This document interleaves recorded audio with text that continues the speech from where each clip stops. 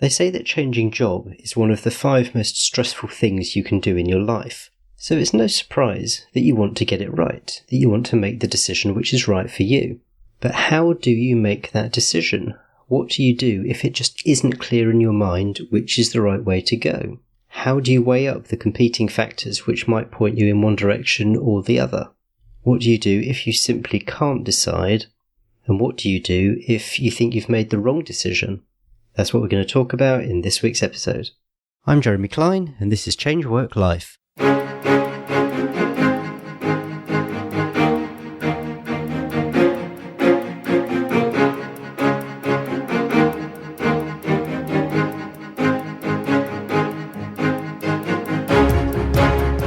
Hello and welcome to Change Work Life, the podcast where we're all about beating the Sunday evening blues and enjoying Mondays again. If you want to know how you can enjoy a more satisfying and fulfilling working life, then you're in the right place. And welcome to the 3rd birthday of the Change Work Life podcast. 3 years ago this week, if you're listening to this the week it comes out, I published my first podcast episodes, and I'm delighted that it's still going strong. This week, we're talking about decisions. You'll probably face a number of important career-related decisions during your working life. Should you stay or should you go? Which job offer should you accept? Should you change career? All important decisions, but often also very difficult decisions. So how do you go about making the best decision, the one that's right for you? To help answer this and more, I'm delighted to welcome back to the podcast Lindsay Gordon of A Life of Options. Lindsay is an award-winning career coach and author of a book all about decision-making. She was also my guest back in episode 115, so make sure you check out that episode. Lindsay, welcome back to the podcast. Thank you so much. What a pleasure to get to be here again. So by the time this episode goes out, hopefully your book would have been published, but we're recording this a couple of months beforehand, and I'm conscious that things can change. But why don't you tell us what you can about the book, what it's about, who it's for, and what motivated you to write it? Yeah. So the book is called Right for You, and it is all about how do you make a decision that you know you're going to be happy with? And what I want for people is to have a resource to figure out how to be decided about any decision that you are waffling about, whether that's the question to quit or not, whether that's the question to go back to school and get another degree.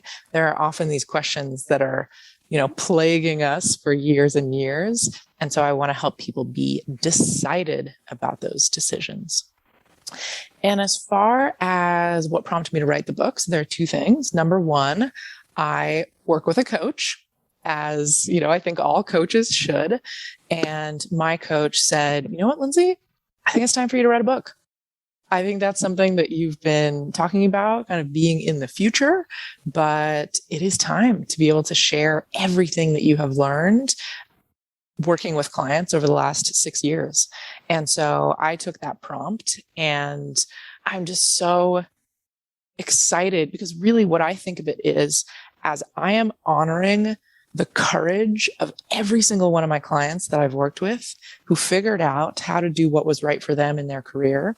And I want to share that knowledge with as many people as possible. So I think there is something like 50 stories or little snippets of what it truly looks like when people figure out what is right for them and make a decision they're excited about. So that's really the motivation for the book, is to share all the knowledge that I have and to get it out there so that more people can benefit. And how has the book writing process been for you? I have heard that it can be one of those things once you start, you kind of look at it and think, it's this monster on the corner of the desk, and you think, oh no, I've got to carry on writing this book. Yeah, it's been such an interesting process so far. And I have chosen to do it in one very interesting way, which I'll share with you in a sec, but it's not the way that everybody needs to write a book, right? So just as in career, there's a way to do what's right for you. For me, I am really excited to be part of a book writing program. And one of their challenges is to write your book in a week, to get the first draft out. And because they work mostly with business owners writing nonfiction, they say, look, it's probably all in your head. You've probably been thinking about it. You've probably been writing it. You probably say the same things all day, every day in your business. And if you give yourself the container, you can actually get it out in a pretty short period of time. So that was actually really fun for me to take that challenge of, yeah, I've been doing this for a while and I have the same stories that I tell and I have the same frameworks that I share with clients. And so I managed to actually get it out in a pretty short period of time. And now it's really the process of, the editing and the copy editing and the cover design, which is all interesting because it's the first time for me. So I think start to finish, it will have been about 4 months from first draft to publication. So it's pretty wild. Wow, that sounds like a very short time period. And are you self-publishing or are you working with a publisher? I am self-publishing. Yeah. Awesome. Well, I can't wait to see it when it comes out. So I wanted to start with mindset around making decisions, because it strikes me that it's important to avoid making decisions when you are in a state of fear, a state of anger, a state of frustration, something like that. Can you talk to that point? First of all, I'm interested to know whether you actually agree with me, but can you talk to that point? I do agree with you. I think I think about it as making decisions under duress. And when we are stressed about work, when we are unhappy about where we are, when we have made a decision where maybe we think we made the wrong decision, people tend to act pretty rashly or make a decision that's not right for them, or I think look at shiny things. So I have a client right now who came to me and said, I was poached during the pandemic, and I can see now that this was absolutely a shiny job syndrome, and that this was not the right thing for me. And, the way higher salary got me. So I think you're absolutely right. The decisions we make in the times of stress and fear and angst are not always going to be the ones that really align with what's actually going to be better for us. Some decisions can obviously be made quite quickly, but the decision-making process where you're looking at something big like a new job or a new career, it can obviously be quite a drawn-out process. There might be, there's the process of figuring out what you want, there's making the applications, there's all that kind of thing. And so it's quite a long period to try to maintain the right mindset, especially if obviously you want to be running to something, but you may well be wanting to run away something. And you might be in the middle of a process and you have a bad day, which reminds you just while you're leaving, and you just think, oh, why can't this hurry up? I'm just desperate to leave. So how can you kind of maintain, at maybe not all the time, but at the right points, the right mindset, so you don't sort of do anything rash as part of the process? I think there are a couple of different ways that you can achieve that. So number one, I try to help clients remember that the bigger picture is always learning more about yourself and what works for you. And we can do that by having jobs that fit, but we can also do that by having jobs that don't fit. So as stressful and unpleasant as it can be to have jobs that don't fit, it still has information to it. So I think if we can, that's kind of one mindset shift of what am I learning in the current pain and how can I apply that in the future? So that's probably one way that I would think about it. And the next way is I always try to help people think about, what are you gaining in your current role? So even if it's not the right fit, even if you would like to leave it as soon as possible, really think about, are there experiences that I can have here? Are there people that I can connect with? Like, what is it that I want to achieve before I leave this place? And, thinking about, I often have people zoom forward to their last day in that job and to think about, okay, as I walk out the doors on that last day, what would I like to have achieved? What conversations, what skills, how would I have liked to have shown up? And really thinking about, closing out that job well, while acknowledging that it wasn't what you hoped it would be. And sometimes, allowing for the grieving process of that too, of saying, I really hoped it was going to be this, and it really hasn't turned out the way that I want. So kind of letting yourself feel all the things along the way, but really focusing on, what do I want to have done or accomplished or felt by the last day here? And sometimes that can help you focus on what you want to be doing now. Strikes me though, there are still going to be those times where you're internally screaming, I just want to get out of here. Here's what I do in that case. Number one is kind of turn on, not crisis mode is maybe not the best way to think about it, but it's like, okay, I need to do everything I can to conserve my mental energy, right? If it is so bad, it's just like, okay, what can I do? Are there ways that I can pull back from the work? Are there ways that I can remove myself from some of the worst of the meetings? What can I do? What do I have in my power to really conserve my mental sanity? And so that's kind of one direction in the workplace. How do we think about that? And then outside of work, oftentimes I say, okay, we know that work is pretty terrible. What are the things that you can do outside of work that are going to help fill you up, that are going to help sustain you? So for some clients, that's like, you know what? I would be able to survive Monday morning if I could get to the beach before I start work. So it's like, great. Let's put that into the calendar so that at least we're filling you up outside of work to be able to have some resilience in work when we know it's pretty terrible. So those are some ways to think about in work and out of work, ways to deal with the really low times. So the first decision might be that something needs to change, that the status quo won't work. And then there's going to be lots of decisions that follow that. But what about if you've got doubts about even making that first decision? So this is going to get a little bit meta here, but when you're talking about deciding to make a decision, how do you know that you're kind of ready to get to the start line, to the start of the process?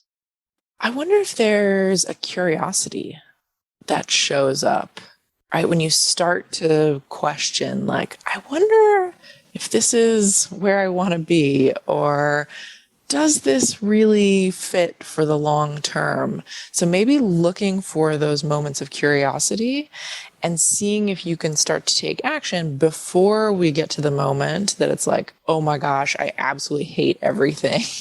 I need to get out of here. So maybe look for those first moments of questioning of, gosh, do I really want to be doing this? Is this the contribution that I want to have? I like the idea of curiosity because it's, again, much more positive than the fear or loathing or whatever it might be. Yeah. So starting to think, is this right? Could I be doing things differently, rather than that internal screaming that we talked about? Yes, exactly. Yes. Whatever we can do to not get you to that point of internal screaming, let's do that.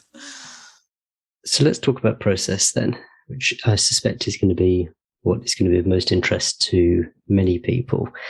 I guess a simple framework could be: step 1, decide that you're going to make a decision. Step 2, get some evidence, do some research. Step 3, make the decision. That sounds very simplistic. I'm interested to know how you approach it. Yeah. So because of my engineering background, I'm always like, yes, what is the framework we are using to organize our thoughts and make this decision? So yes, definitely a framework. And the one that I use is pretty simple with clients. And there are four main aspects that I also cover in the book. So one is getting clear about your values. The second piece is getting clear about your strengths. The third is getting clear about your fulfillment in work and which parts of work are most important to you. And then fourth is really about environment. So I find that if you can get really clear about those aspects, then you build this basically tailored framework to help you make decisions at every step of the process, right? So as you said, there are going to be lots of decisions and it's going to be a drawn out process. But what I like to do is help people build their own framework to help them at every point so that there's less of that decision fatigue. And then you just go back and check the framework of like, okay, yes, let's think about strengths. Are they actually going to relate? Yes, no, maybe. Do I need to collect more information? So that's really the simplest framework that I take people through to help them structure their thinking. Okay, so where I talked about the getting evidence bit, then that's something that you can divide effectively into two parts. One is getting the evidence about yourself, values, strengths, and so on. And then when you're looking at the decision to change career, change jobs, whatever it might be, it's getting evidence that whatever you're considering changing to is a match to that which you've already identified about yourself. Yep, absolutely. And I think there are parts of the process where you will be unclear about that match. And in that case, you get to go have really great conversations with somebody who's in that role, with the hiring manager for that role, whoever it is. And the way that I love for people to do this is once you've learned about yourself, you can say, I know that I thrive in this type of environment. How does that show up in this role? Right? So you're really asking questions that are very clearly about the fit that is going to be right for you instead of big generic questions of, oh, tell me about this role, or what do you like best about this role? It's like, no, I know that I need these things in order to thrive. Can you let me know how those relate or how those show up in the role? Of those four things, could you speak a little bit more about fulfillment and how that differs from things like values or environment? Yeah, so this is specifically about kind of areas of work. And the way that we do this is through very standard coaching tool called the Wheel of Life. And we look at 8 different areas of career. So things like results, relationships, climate and culture, career development. So it's almost, maybe you could think about it as like, yes, it's values, but it's specific in the workplace. So we get more focused on career development, generating results, things like that. As far as environment, that's more about physical environment and the day-to-day work. So yeah, a little bit related, but that's kind of the way that I would think about those two categories differently. Okay, so fulfillment, you might be informed on that by the work you've done on values, and it's what it might practically look like. So I guess if one of your values is learning, for example, then it's looking to see how that value might practically be met in, I was going to say, in a practical way, which is many uses of the word practical, but yeah, but that kind of thing. Yeah, absolutely. So really applying it to the workplace. Yep. I'll call it a trap, which many people will be aware of and probably fall into, is analysis paralysis.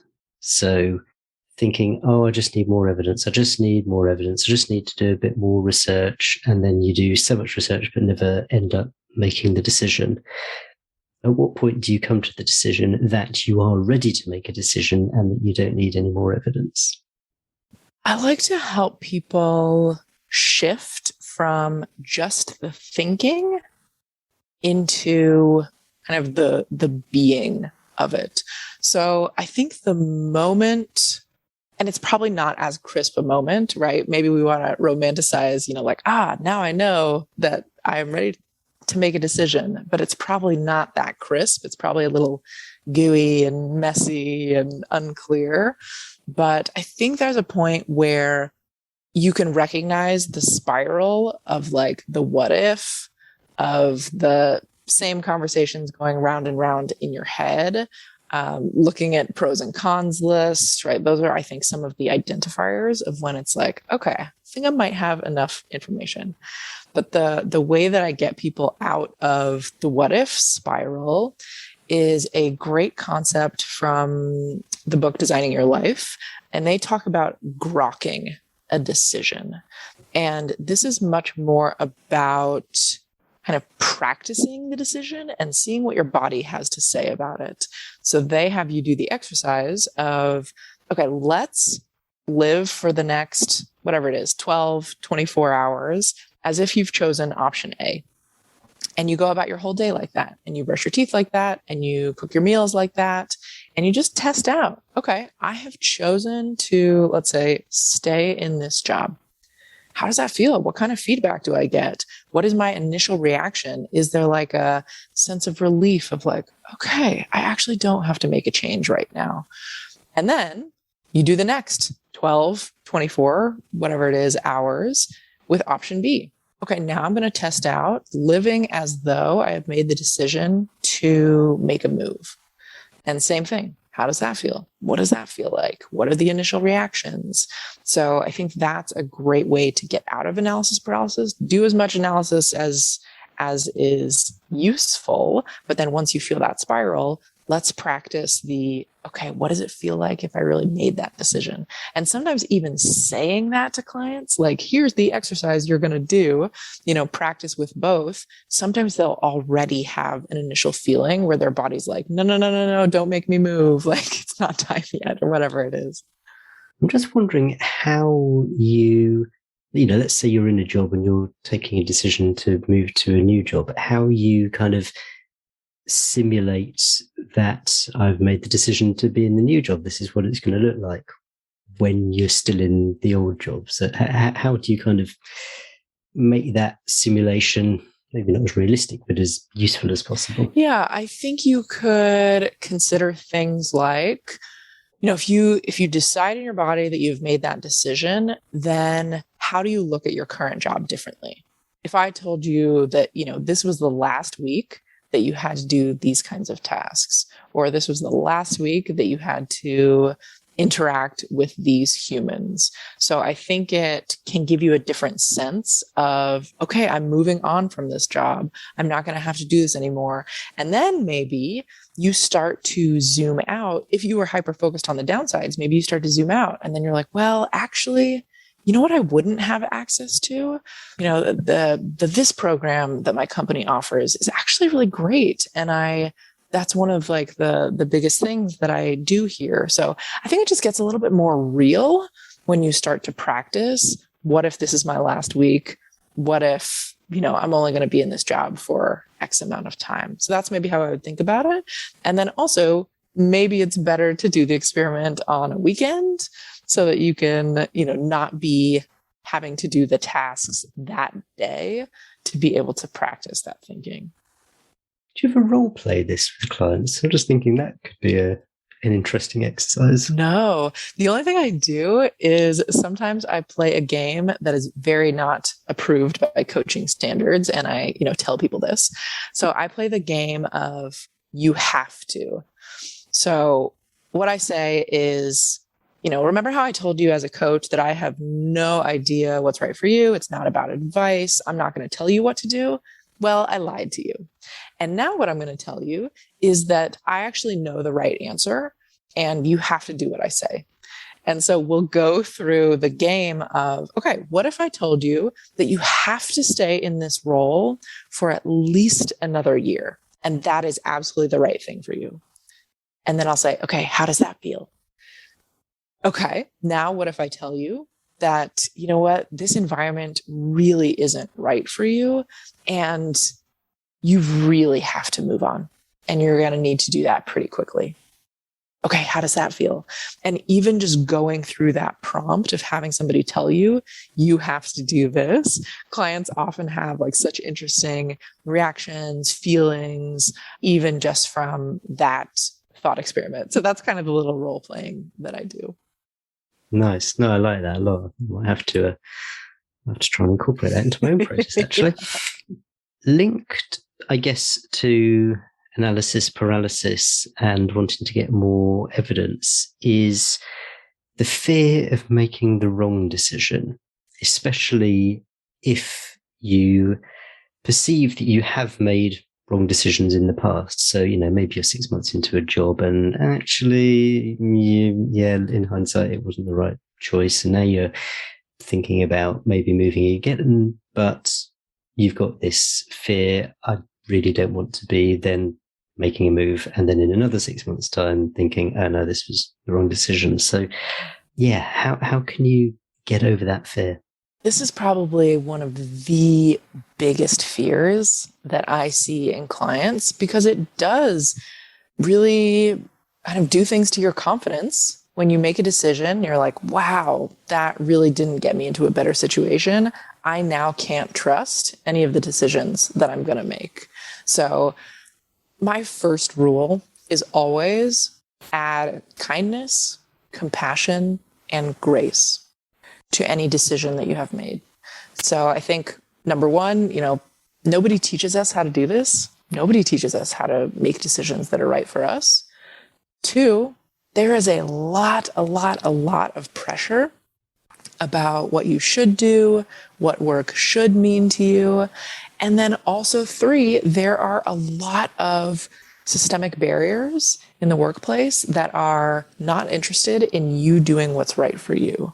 So number one, I'd just like to set the context for people of this is why it is so hard to make decisions that are right for us. So give yourself kindness, give yourself grace. I have no doubt that you are doing absolutely the best that you could in that moment. And the outcome was that, you didn't get into a place that was better for you. So now, as you make decisions going forward, I really think about this process of getting to know what's right for you as a way to rebuild your self-trust. So you probably didn't have a really clear and articulate way of describing what wasn't working for you about that past role and what you hoped was going to be working for you about this new role. So you only had some amount of information, but my hope is that as you get clear about what's right for you, as you build this tailored framework for you, you will just have more information and you will have a better way to make a decision. So that's kind of the second piece. And then the third piece is I want you to have a different way of thinking about decisions that is not just let's make the one that is right and let's avoid the one that is wrong. So two of my favorite articles about this. Number one, there's a great article in HBR that talks about stop worrying about making the right decision. Love the title already, helping create some relief. But really what they're talking about is when we get hyper-focused on the moment of decision of, oh my gosh, should I take this job or not? Or, oh my gosh, should I go to management or stay with individual contributor? When we get hyper-focused there, we actually lose our agency because the place where we have control is in the days and weeks and months after we make that decision. So there's no right or wrong decision, but once you make the decision, okay, what is the intention that you are going to put behind that decision to ensure that it is the right one for you? And then secondly, there's a great resource or great talk by Professor Ruth Chang, who talks about hard decisions where there's no right answer. And her question that she asks is turn inwards and ask yourself, what can I be committed to? Instead of what is the right answer? What is the wrong answer?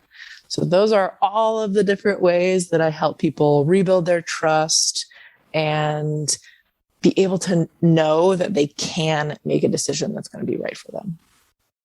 When is it okay not to have made your mind up? Because this is another pressure people sometimes put under themselves.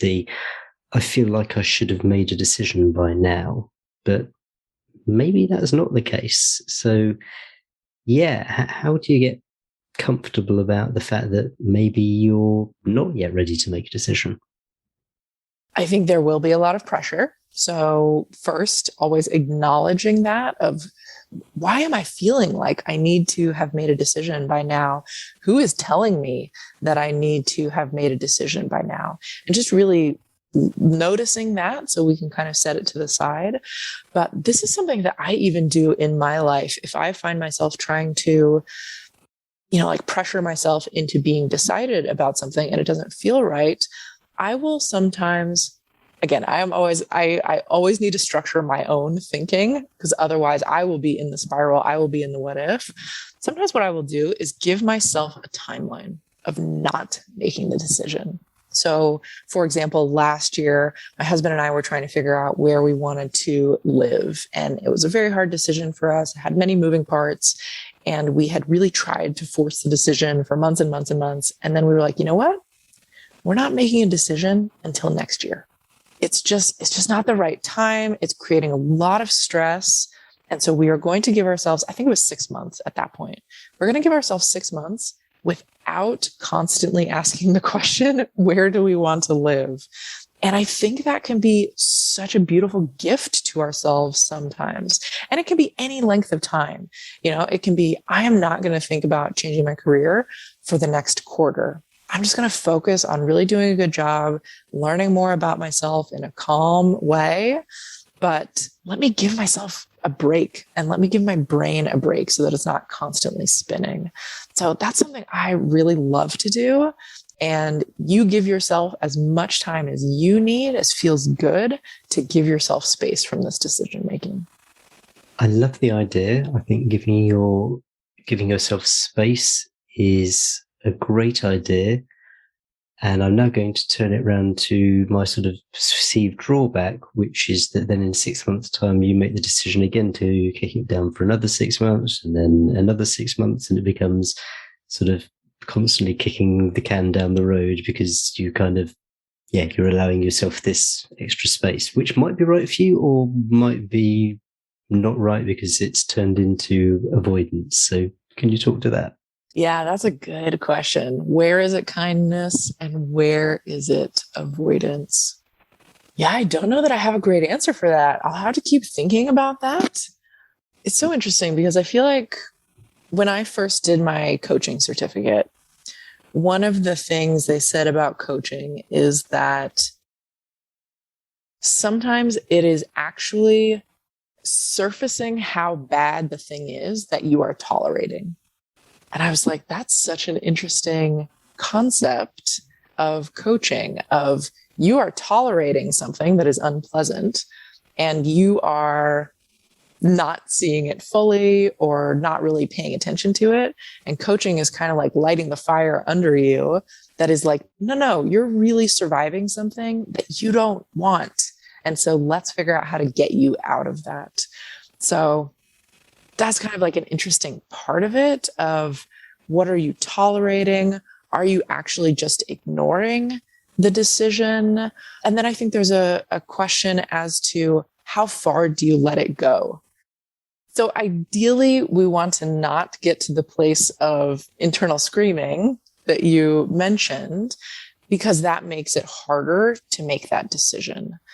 So I wonder if it's experimenting for yourself. So after 6 months, do you feel like your brain has had time to calm down? Do you feel like there's additional space for you to look at this question? Maybe it's that curiosity too of, has the curiosity arisen of, okay, I think I'm ready to look for what might it be? Or is there still a feeling of like, oh my gosh, I am not in a place where I can make this decision, and feeling that fear and that anger. So I don't have a good answer, but these are some of the musings as you ask me a really good question. That's great. No, that's no, I think just sort of picking these things and sort of bringing them into it and seeing where they land, and trying to do that when you're in a sort of a relatively calm, and there's the word again, curious state, rather than why can't I make a decision sort of stressed out right. points. Then no, that's great. Touching back on something which we've covered a little bit, you're never really going to know whether a decision is the right one until after the event. Particularly if you're starting a new job, it's going to be 3-6 months down the line before you really have a good idea whether or not it's the right decision. If it turns out that you feel like it's the wrong decision, you've accepted the wrong job, and you're starting to bubble up against all these fears, these doubts about your own decision-making ability, what's some of the things that you can do, whether it's a case of giving it a bit longer, starting to take action on it again so soon after having made the last decision? Where might you go from there? I think that first I would start with the framework. So go back to what you have learned about yourself and what you thought was going to be great about this job. So if you knew that, or if you had a sense that you were going to be able to use your top 5 strengths, if you had a sense that your values were going to be at play, go back to that specific list and just check in. What feels out of alignment? What's starting to feel like it's not working? And what course correction can we do? I think there's so much more that we can do to shift and mold and experiment in our jobs than sometimes we think. It can often feel like, oh my gosh, quitting is my only option, or oh my gosh, this is the wrong decision. But there's so much that we can tweak and test, and conversations that we can have, and requests that we can make. So I would go back to the specifics and see what changes we can make there. Number 2, I would catch yourself for being in the right decision versus wrong decision binary, and really look at, okay, if I take on that there is no such thing as a wrong decision, what space does that give me to explore, to question, to look for other opportunities to shift and mold? And then I think humans are story-making machines, and there's so much opportunity for you to create the story of this job for you. So if you start to realize that it's actually not going to be a really long-term fit, what is the story that you can tell yourself that allows you to not devolve into this is terrible? So is this job a stepping stone to the next thing that's going to be interesting? Is this job an opportunity for you to get XYZ skill set? Is this job an opportunity for you to connect with a lot of interesting people in this field? Is this job an opportunity to take advantage of their internal mobility to make the move from the area of the organization you're in now to the area that you want to be? So I'm always amazed at how much people can shift their own mindset without needing to change something about the job. Even if it's not the right thing, there's a way for you to powerfully choose, I am here for these reasons, while acknowledging this is not perfect, this is not long-term, but it gives you that freedom to just acknowledge what is and do what you can with the situation. Brilliant. I love that. No, that's great.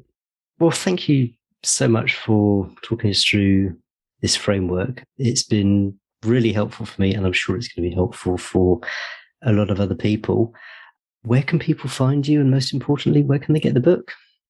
Yes. So my website is alifeofoptions.com, and book will be available everywhere books are. Usually Amazon is the best place to find it. And again, it's called Right for You. Brilliant. Well, hopefully by the time this interview comes out, it will have been published and available, and I'll put links to it in the show notes. Well, Lindsay, it's been a pleasure to have you on again. Thank you so much for coming on and talking us through this topic. Oh my goodness, thank you. I always love getting to chat about it, so my pleasure. Okay, hope you enjoyed that interview with Lindsay Gordon of A Life of Options. Such a pleasure to have Lindsay back on the show again. She is so sensible and yet also so fun to talk to. There was so much to take away from that episode that it's difficult to pick one or two highlights.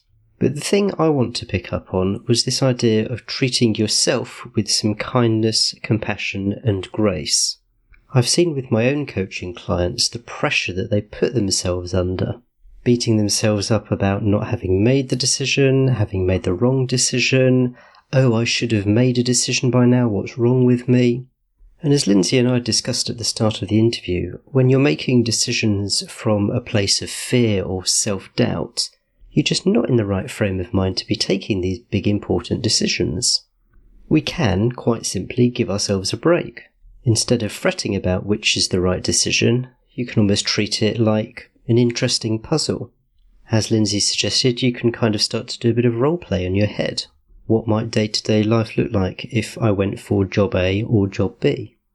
So I hope you found some useful tips in that interview with Lindsay. As I mentioned, this episode marks the 3rd birthday of when I first launched this podcast. I'm genuinely so pleased to have kept it going for that long, and wow, the world has changed in that time, what with the COVID pandemic and everything else. But I couldn't have done this without you. If this podcast got 0 listeners, well, I'm not sure that I would have kept it going, but it has had some listeners, including you, and I'm incredibly grateful for that. I've learnt a heck of a lot from 3 years of interviewing some truly amazing guests, but what really keeps me going is the knowledge that you're out there, you're listening to this, you're sharing in this fantastic information provided all for free by the guests I've had. Wherever you are in your career, you're the hero of your own journey. And hopefully what I've been able to do is provide you with a few hints and tips about how you can navigate your own way. Now, if you've got any big decisions coming up, you'll definitely want to check out the show notes page for this episode, where you can find the summary of everything that we talked about, and you'll find that at changewhatlife.com/141. That's changewhatlife.com/141. Now, the thing about decision making is that it's very difficult to get out of your own head. There's an expression which is something like, you can't see the label when you're inside the bottle. You've got or can get all the information you need to make these important career decisions, but sometimes having an outside perspective, someone you can bounce ideas off of, someone who can help clarify your thoughts, can be really valuable. Going through this difficult decision-making process is something I've been doing with my coaching clients. And so if it's something that you're facing at the moment, maybe you've got a difficult career decision, maybe you don't know which way to turn, and you'd like to explore with me how I might be able to help you, then do get in touch. You can book a free introductory 30-minute coaching call on my website, and you'll find the link to do that at changewhatlife.com/coaching. That's changewhatlife.com/coaching. There's another great episode coming your way in 2 weeks' time, so make sure you've subscribed to the show if you haven't already.